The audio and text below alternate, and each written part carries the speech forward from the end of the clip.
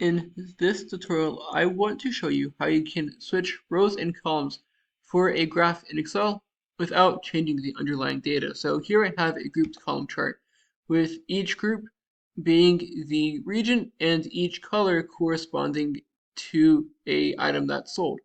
But what if I wanted this to be switched to where what I have in the rows is going to be a group and what I have in the columns is going to be a separate color. To do this in a graph, all I have to do is click on a graph, click on chart design, and then from here, under data, I can click on switch row column.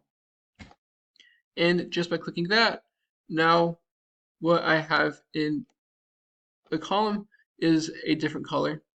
What I have in one row is a different group. And this is also a helpful trick to know if you're trying to troubleshoot something, like if you make a graph and it looks weird, it's something you can try to help make your graph look like you think it should. And this is great as well because it changes your graph and what's being displayed without changing the underlying data.